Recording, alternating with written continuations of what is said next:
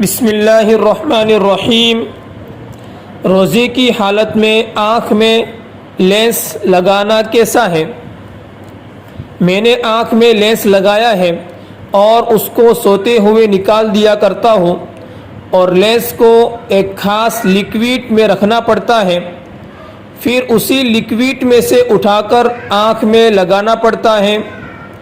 تو سوال یہ ہے کہ روزے کی حالت میں لینس آنکھ میں لگانا درست ہے یا نہیں؟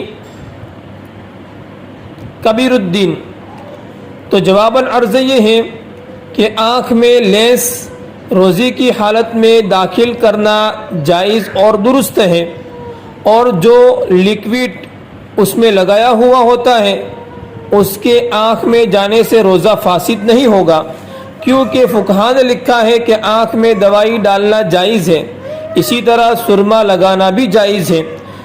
لہذا یہ پانی اور اگر یہ لیکوئڈ اگر آنکھ میں چلا بھی جائے تو اس سے روزہ فاسد نہیں ہوگا۔ واللہ اعلم بالصواب۔